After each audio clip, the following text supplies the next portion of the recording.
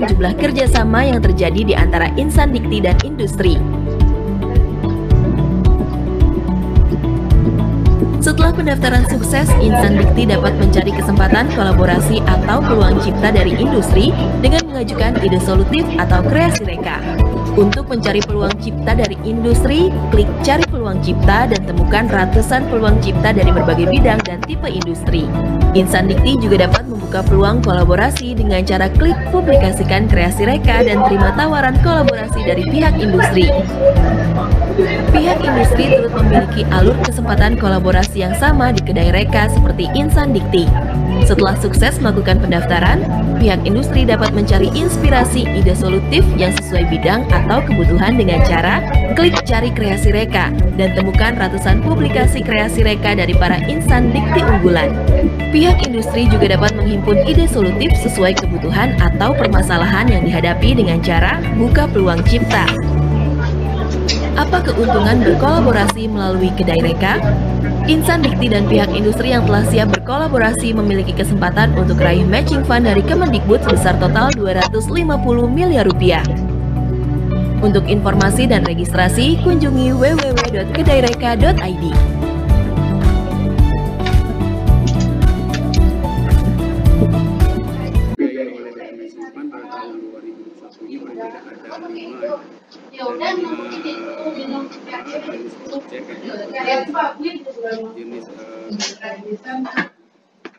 Jenis kolaborasi yang pertama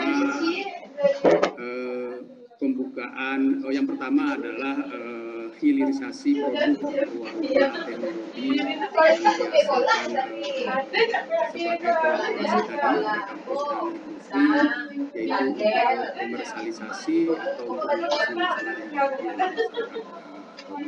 Yang kedua, ini berupa pelatihan, pembinaan, dan bentuk jasa lain dari PT untuk memenuhi kebutuhan masyarakat, yang meningkatkan perekonomian masyarakat di kegiatan CSR, pendidikan itu pemberdayaan masyarakat, Yang ketiga, oleh mahasiswa tentunya startup mahasiswa yang dihasilkan oleh mahasiswa dari PT yang dibangun bersama Rudi. Startupnya dibangun oleh mahasiswa, dosen, dan startup dibangun oleh ini yang ketiga. Yang keempat tentunya ini ada pengembangan atau research center bersama Rudi, industri, pusat kajian riset untuk bangun jadi pusat riset nanti akan dibangun bersama di kampus untuk menjadi kajian dalam menyelesaikan masalah-masalah yang dihadapi oleh kemudian juga dimungkinkan pembukaan bersama program studi baru bersama Rudi, sebagaimana kita ketahui bahwa kita berharap ke depan di banyak program-program studi dibangun atas dasar kolaborasi antara kampus dan industri, sehingga nanti lulusannya itu pasti terserap oleh industri karena programnya dibangun bersama dan tentunya juga kurikulumnya didesain bersama, sehingga lulusannya tentunya nanti akan digunakan. Ada 5 jenis kolaborasi, jenis kemitraan yang bisa dibiayai ini kira-kira alur penyusunan proposal, tapi intinya adalah setelah kampus dan mitranya berkolaborasi kemitraan, kerjasama dan menyusun proposal, kemudian dari proposal itu yang ke sistem kedai reka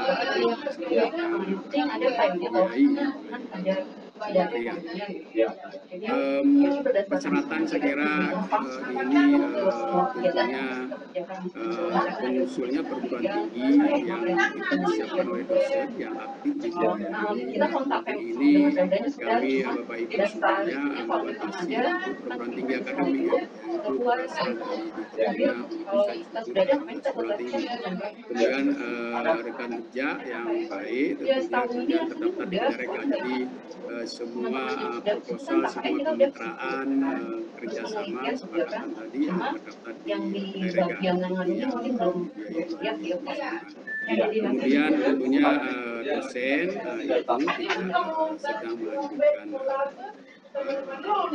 kegiatan akademik lain seperti akademik. Dan tentunya ini juga berasal dari perguruan tinggi yang tidak dalam status pembinaan, sebagaimana Bapak Ibu ketahui, Bapak Ibu perguruan tinggi swasta ada sebagian kecil ya, mungkin perguruan tinggi swasta kita masih dalam proses pembinaan. Yang ini kita kecualikan, tidak diikutkan sambil menunggu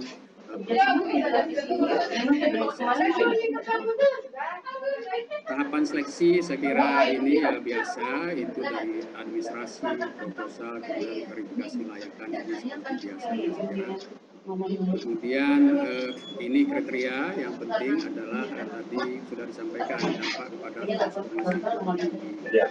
Nah, ini penilaian dilakukan terhadap kejelasan dan kesesuaian roadmap dan rancangan program lingkup yang dipilih serta boleh jadiannya untuk mencapai indikator kinerja utama yang ditargetkan. Jadi lagi-lagi akan ditentukan oleh seberapa banyak indikator utama yang berdampak oleh kolaborasi. Kemudian penilaian juga mencakup aspek peluang dan potensi dari kampus Merdeka dalam program yang diusulkan, terutama untuk mencapai 8 indikator kinerja utama yang sudah terdokumentasi dalam keputusan Menteri Pendidikan nomor 754 tahun 2000. Kemudian lagi-lagi sangat ditentukan keberhasilan kolaborasi itu untuk mendapat pendanaan dari Basic Fund adalah tingkat partisipasi mahasiswa. Penilaian pada kriteria ini akan mengevaluasi intensitas dan peran mahasiswa dalam kegiatan kerjasama atau program yang diusulkan, serta dampak atau kemanfaatan program ini atau kolaborasi ini bagi kualitas dan serta kesehatan para mahasiswa. Jadi mahasiswa apa yang satu-satunya yang menjadi sasaran kita bersama, karena bagaimanapun kampus itu produknya itu ya kalau bisa dikatakan produk dalam akhirnya SDM itu berangkat dari masa-masa kita yang talenta hebatnya. Kemudian dampak pada penyelesaian permasalahan bumi atau masyarakat. Ini tentunya akan dilihat kejelasan roadmap dan desain program berdasarkan lingkup yang dipilih serta keberjadian luaran yang ditargetkan. Pada kriteria ini juga akan nilai manfaat dari kolaborasi itu tadi bagi penyelesaian masalah industri, masalah kampus, kemudian penyelesaian isu-isu strategis nasional, isu-isu yang berkembang di masyarakat, juga isu-isu yang berkaitan dengan peningkatan daya saing negara kita dan juga masalah-masalah lain yang berkembang saat ini, misalnya tentang pandemi, itu juga salah satu isu strategis yang juga mungkin nanti akan ada kolaborasi yang terarah ya, untuk menyelesaikan masalah pandemi COVID-19 ini. Kemudian tentunya kelayakan program ini dilihat nanti pada sisi cost effectiveness gitu ya, seberapa jauh dari rupiah yang dikeluarkan itu berdampak besar bagi penyelesaian masalah yang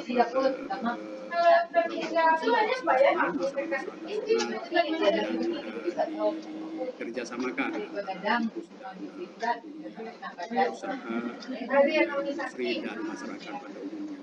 Saya kira itu Kang Ade, Bapak Ibu semuanya, sekali lagi terima kasih banyak atas perhatian Bapak Ibu semuanya. Jika ada yang kurang, Assalamualaikum warahmatullahi wabarakatuh. Waalaikumsalam warahmatullahi wabarakatuh. Sudah bergabung Mas Adit, silakan. Ya. Oke, terima kasih Kang Ade, mohon izin Pak Direktur, Pak Ridwan. Pada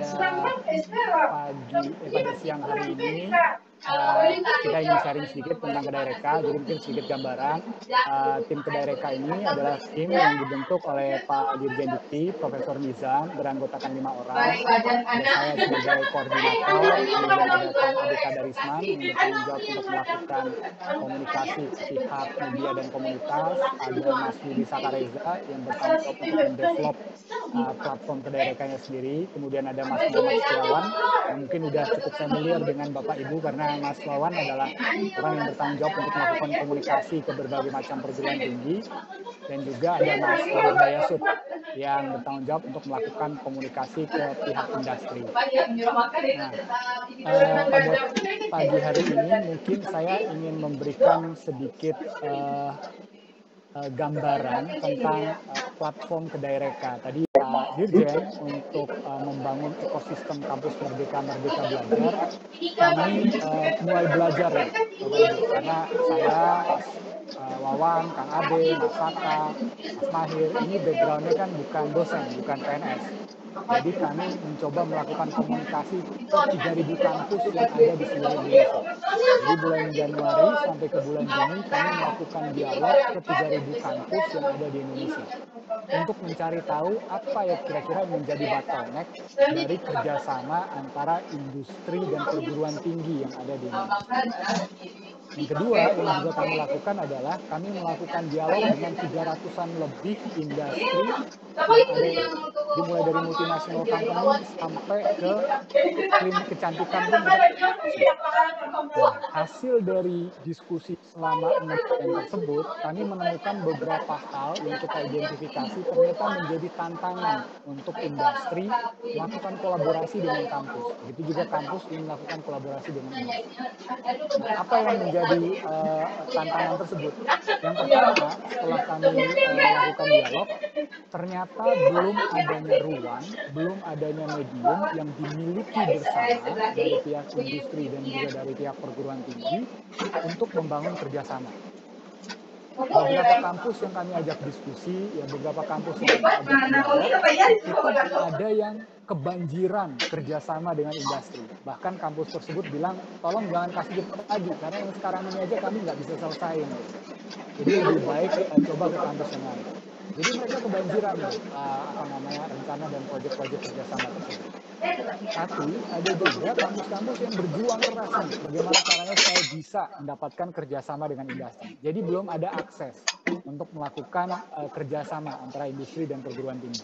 Kalau istilahnya Pak Dirjen itu ini belum demokrasi, belum demokrasi dalam melakukan kerjasama tersebut. Nah, yang kedua adalah masih minimnya informasi terkait produk. Jadi Bapak Ibu, industri itu banyak sekali yang ingin melakukan kerjasama. Ini saya tadi, mohon izin agak telat, kita ngobrol sama CEO Indofood. Jadi saya ngobrol dengan CEO Indofood, dan Indofood bilang, kami tuh bukannya nggak mau kerjasama Mas dengan kampus yang ada di Indonesia, tapi kami nggak tahu apa sebenarnya yang ditawarkan oleh kampus-kampus yang ada di Indonesia ini, supaya kemudian kita bisa bekerja sama mereka. Jadi masih minimnya informasi. Jadi yang pertama adalah belum adanya akses yang dimanfaatkan oleh semua pihak untuk melakukan kolaborasi baik dari sisi industri ataupun dari sisi kampus, dan masih ada minimnya informasi terkait produk yang dimiliki oleh kampus. Nah, dari berbagai macam dialog tersebut, maka kemudian diluncurkanlah 2 inisiatif oleh Mas Menteri. Yang pertama namanya adalah program Kedai Reka. Jadi program Kedai Reka ini sebenarnya programnya simpel. Mungkin semua orang udah kepikiran sebenarnya. Harusnya ada kerjasama antara industri dan perguruan tinggi. Harusnya ini banyak intensitas kerjasama antara industri dan perguruan tinggi. Itu sudah ada di kepala semua orang. Nah, program Kedai Reka ini mencoba menerjemahkan apa yang selama ini ada di kepala banyak orang untuk coba kita wujudkan. Nah, Kedai Reka ini simpel. Jadi kalau misalnya dulu Bapak Ibu punya inovasi, punya program, punya ide, punya rencana kerjasama, sekarang bisa ditaruh di dalam platform Kedai Reka.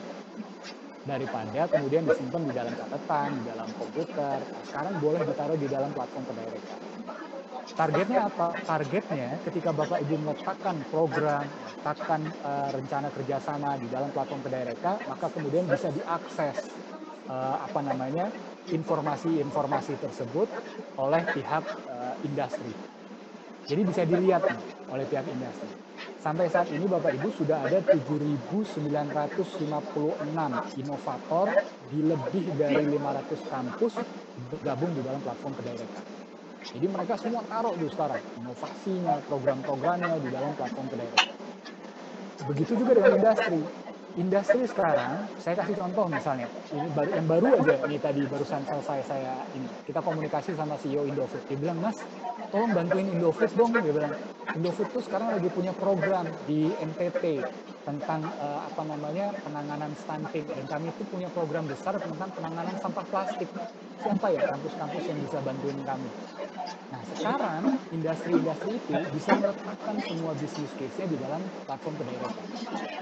Nah, kalau dia pasang di situ, ini saya cerita tentang Indofood aja, mungkin dari 800 atau 900 yang hadir pada siang hari ini, mungkin baru tahu, oh Indofood lagi perlu ya, saya punya tuh teknologinya tentang penanganan sampah plastik. Saya punya tuh programnya tentang penanganan stunting di Indonesia. Nah, dengan ditaruhnya itu oleh industri di dalam platform Kedireka, sekarang semua kampus yang tergabung di dalam platform Kedireka bisa menawarkan solusinya pada industri tersebut. Sekarang sudah ada 569 industri yang bergabung di dalam platform Kedireka. Mulai dari Toyota, kemudian juga Paragon, Google, Microsoft, Pertamina, PLN, Nvidia, Novo, bahkan UKM-UKM pun ada di dalam platform Kedireka. Jadi mereka semua akan menceritakan apa aja yang menjadi kebutuhan mereka dan bagaimana teman-teman di kampus bisa melakukan reach out ke mereka. Tujuannya apa? Dari dua program yang sangat simpel ini sebenarnya ide. Yang satu punya solusi, ditaruh dalam platform Kedireka, yang satu punya masalah, ditaruh di dalam platform Kedireka. Jadi yang pertama adalah mendemokratisasi akses. Jadi kalau misalnya dulu yang punya akses, tadi saya tanya, nih sekali lagi karena Indofood masih baru nih, walaupun ada banyak case-case lain. Saya bilang Indofood selama ini kerjasama sama siapa? Ya kami paling kerjasama sama 3 kampus saja, yang dia sebut namanya yang saya yakin Bapak Ibu udah tahu. Dan 3 kampus ini memang sudah sangat banyak kok proyek-proyek. Kampus-kampus yang lain, bukannya mereka tidak mau kerjasama, tapi mereka tidak tahu bagaimana menawarkan produk. Nah sekarang akses itu kita buka. Semua kampus di Indonesia akan punya peluang yang sama, chance yang sama untuk bekerja sama dengan berbagai macam industri tersebut. Jadi kita mendemokratisasi akses. Yang kedua, kita memangkas rantai birokrasi. Jadi kebetulan ibu saya juga dosen, jadi saya tahu susahnya nih Bapak Ibu dosen itu kalau mau menawarkan program ke industri.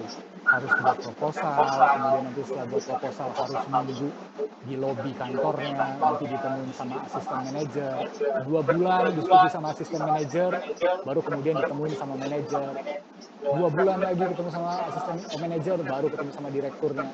Nah sekarang dengan adanya platform Kedireka, Bapak Ibu nggak perlu nih panas-panas naik angkot atau nyetir untuk ketemu, nunggu di lobi sampai kemudian baru selesai meeting. Sekarang duduk di rumah aja, isi apa inovasi ataupun program yang Bapak Ibu mau buat di dalam platform Kedireka, dan nanti industri akan melihat, dan kalau dia cocok dia akan berkomunikasi. Sekarang Bapak Ibu sejak diluncurkan tanggal 12 Desember sudah ada 57 proyek yang direncanakan bekerja sama antara industri dan perguruan tinggi.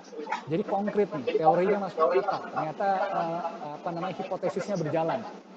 Ketemu, saling membutuhkan dan terjadi. 1 bulan 57 sudah rencana kerjasama yang terjadi di dalam platform Kedireka. Nah ini dan tadi Pak Direktur Kelembagaan Pak Ridwan menjelaskan dengan sangat detail. Adanya dana hibah sebesar 250 miliar. Saya tidak akan bicara detail, cuma saya hanya ingin menambahkan beberapa aja. Jadi kalau ada orang tanya, lalu apa bedanya program Kedireka ini dengan program-program yang lain yang selama ini sudah berjalan? Yang pertama, Bapak Ibu, dana dari 250 miliar matching fund ini dilakukan tidak hanya untuk melakukan penelitian. Dia penelitian boleh, tapi memberikan layanan ke industri boleh. Contohnya seperti apa? Contohnya, Novo yang punya program tentang aplikasi digital datang ke kita, dia bilang, tolong dong bantuin Novo bagaimana kami ingin meluncurkan produk ini, kemudian produk tersebut kita perlu market assessment, social impact assessment.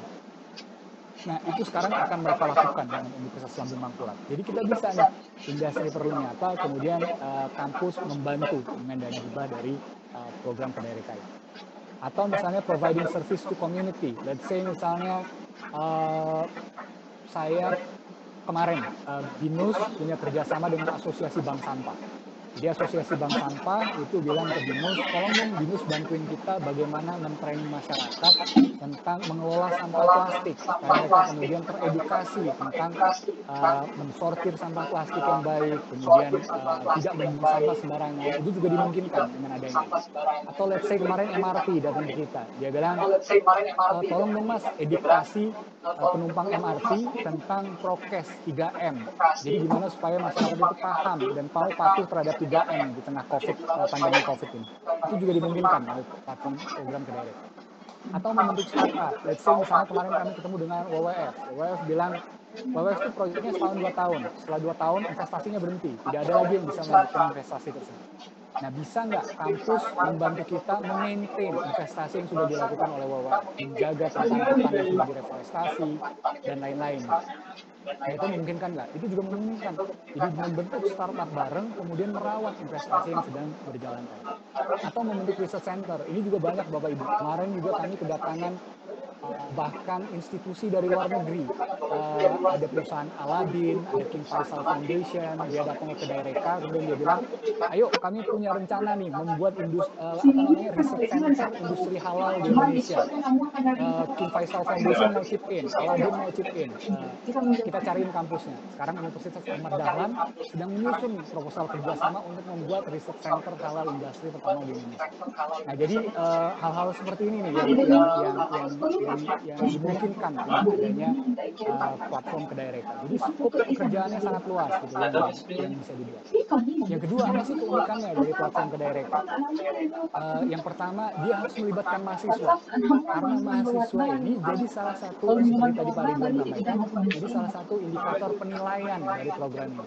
Jadi sekarang, karena adanya mahasiswa terlibat di program-program seperti ini, maka kita mengakselerasi kemampuan teori dan kemampuan praktek dari mahasiswa-mahasiswa tersebut, sehingga kemudian lebih optimal.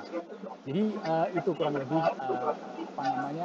kekhasan dari program-program Kedirect yang pengen kita dorong dan bisa berkembang. Saya juga ingin menyapa di sini ada orang tua saya, Prof. Fasil Jalal. Selamat siang, assalamualaikum Pak. Oleh Pak Akir, sukses dan Akid dan kawan-kawan ini. Sesungguhnya ini kita bergandeng-gandeng dengan industri. Ini barangkali kita sudah semangat untuk berkolaborasi dengan anak bersama dengan MES, Pentahit, dan sebagainya. Tapi siapa sekarang yang mau memulai? Ini karena itu kita hadir dengan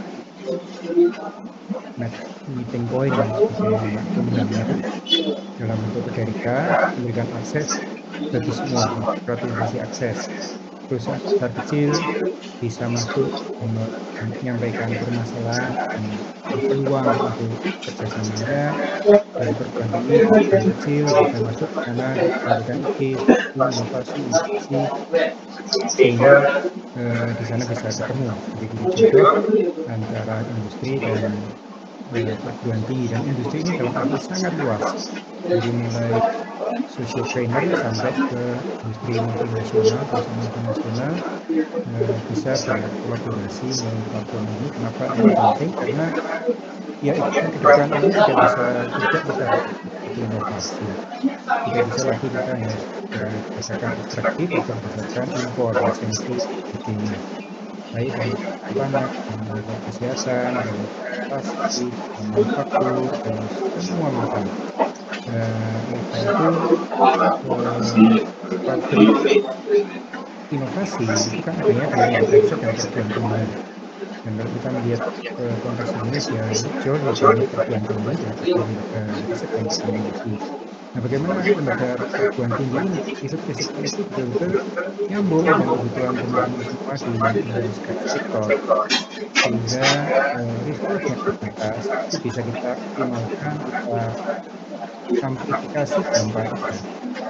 Jadi dengan sekarang kita akan memberikan super text deduction, kontribusi industri pada riset di riset dan perguruan tinggi itu mendapatkan berapa persen tax deduction, itu sebagai persen dan pajak. Terus kita ganti juga tiap rupiah yang di-spend di manfaat inovasi, invensi, dari industri dari perguruan tinggi dan itu dipedampingi yang sama dengan pemerintah. Jadi ini double insentif untuk industri agar akselerasi kemajuan bangsa bisa cepat kita wujudkan. Saat ini kalau kita melihat 5 dari 10 unicorn dekakorn di Asia Tenggara itu lahir dari Indonesia, dari para milenial, dari anak muda dengan kreativitas, dengan teknologi bisa melakukan itu. 5 dari 10 di Asia Tenggara. Ini satu bukti bahwa anak-anak Indonesia itu sangat kreatif. Sekarang dengan teknologi, dengan industri 4.0 ini, kreativitas individu itu akan bisa dilipat gandakan. Nah, ini kalau bisa berbandingkan bersama-sama dengan teman-teman dari hilir, teman-teman dari usaha, dari industri, teman-teman dari dunia pertanian, dari dunia UMKM, tentu ratusan ribu mahasiswa, ratusan ribu dosen itu akan bisa lebih banyak terberdayakan untuk kemajuan ekonomi bangsa dan negara. Mungkin itu saja dari saya. Tidak ada kata lain, kita harus bergandengan tangan untuk mewujudkan Indonesia Jaya yang kita cita-citakan bersama. Terima kasih, Mas Adi.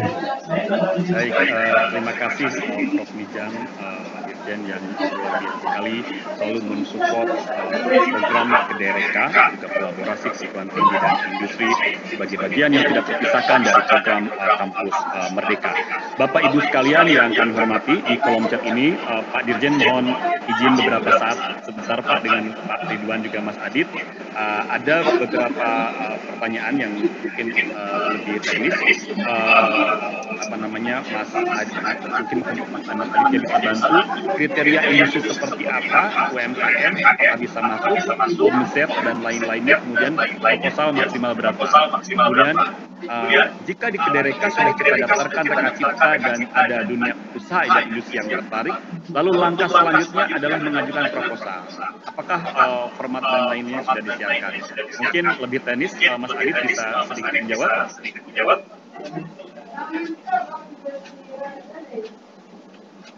Pak Ridwan, barangkali berkenan untuk menjawab. Baik, Mas Adi. Jadi kalau nilai proposalnya untuk kita sebut B1 gitu ya. B1 ini learning proses kita maksimal 5 miliar ya satu proposal. Tentunya proposalnya tidak dibatasi. Yang kedua, bagaimana cara menyusun proposal, panduannya kan sudah kita posting di Kedereka. Jadi sejak tanggal 18 minggu sudah kita posting di Kedereka dan mulai tanggal 5 perguruan tinggi dan industri sudah bisa menyusun proposalnya untuk menyampaikan ke Kedereka yang nanti akan kita tugaskan para ahli kita untuk melihat layanan. Saya kira itu dan semuanya sudah kita posting di Kedereka. Baik, terima kasih. Izin satu lagi pertanyaan Pak Ridwan dari Universitas Praktik Kencana di Bandung terkait dengan kata kampus binaan. Bagaimana kampus-kampus baru ini juga, terutama yang akreditasi C, apakah dapat mengajukan atau ikut terkait dengan program ini? Apakah bisa bergabung?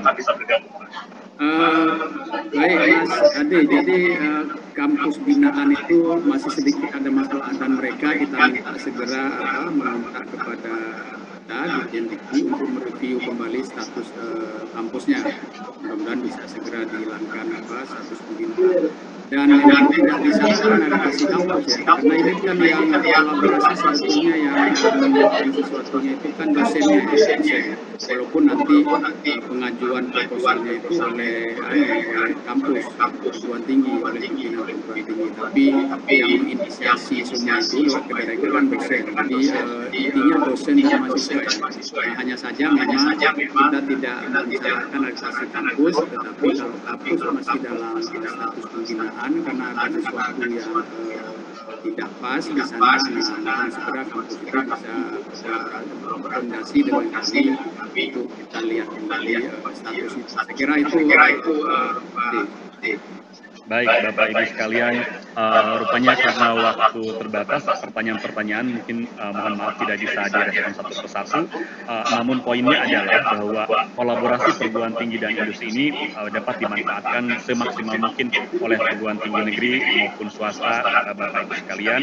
Dan berbagai macam informasi-informasi terkait dengan Kedereka bisa diakses di kedereka.id, baik Instagram maupun website. Di sana juga sudah lengkap informasinya, dan jika ada hal-hal yang terkait pertanyaan bisa dikirimkan ke info@kedereka.id.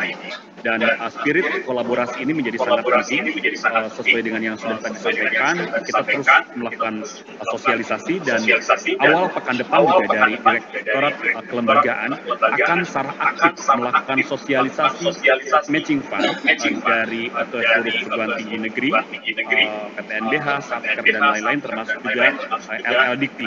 Mudah-mudahan dengan sosialisasi yang berjalan masif, ini juga bisa meningkatkan dan juga memotivasi Bapak Ibu sekalian untuk mengoptimalkan semua potensi reka ciptanya yang selama ini sudah ada di lingkungan masing-masing. Baik, Prof. Nija masih bergabung, apakah berkenan untuk menyampaikan closing statement, Pak? Oke, beliau langsung bergabung dalam rapat yang paralel. Kami izin mohon Pak Ridwan untuk menyampaikan statement closingnya, Pak. Baik, terima kasih Mas Adi.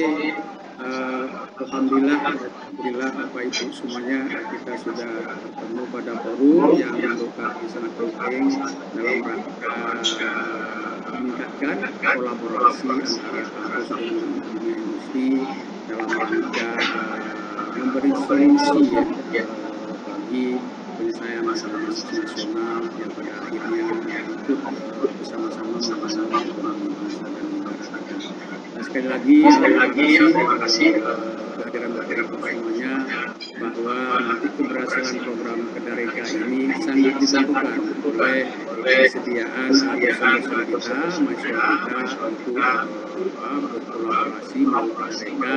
Seperti dikatakan tadi, kalau dulu kita susah-susah kolaborasi anggota kampus ABC ke industri ABC, tapi sekarang hanya memposting inovasi yang kita buat, yang dibuat oleh dosen-dosen kita di Kedereka. Nanti bila ada industri yang memerlukannya, di sana akan ketemu kolaborasi. Dengan demikian harapannya bahwa sumbangsih kampus dalam rangka pembangunan ekonomi nasional yang lebih baik dengan melalui kerjasama dengan industri menjadi sesuatu yang bisa kita akselerasi, sesuatu yang bisa kita tingkatkan jumlahnya, sehingga dengan demikian program kampus Merdeka Belajar ini bisa terlaksana dengan baik di masa-masa yang akan datang. Saya kira itu Bapak Ibu semuanya, sekali lagi selamat untuk berpartisipasi lewat Kedereka dalam rangka mengkhususkan ekosistem Kedereka Kampus Merdeka Belajar, sehingga pada akhirnya kita juga akan melahirkan lulusan perguruan tinggi yang tidak hanya pandai teori tapi juga banyak sumbangsihnya kepada pembangunan nasional. Saya kira itu. Terima kasih Bapak Ibu semuanya. Assalamualaikum warahmatullahi wabarakatuh. Waalaikumsalam. Terima kasih Pak Ridwan sudah menyampaikan statement closingnya. Bapak Ibu sekalian, dengan penyampaian statement closing dari Pak Ridwan tersebut, maka akhir acara pada siang yang berbahagia ini, Kedereka Outlook 2021, yang melakukan motivasi spirit kepada Bapak Ibu sekalian untuk terus bersinergi dengan industri di lingkungan universitas kalian, dan tentu kolaborasi dari berbagai macam universitas ya, dari Sabang sampai Merauke ini betul-betul bisa dioptimalkan. Ini karena kesempatan mendapatkan matching fund 250 miliar ini harus kita sinergikan bersama dan kita optimalkan.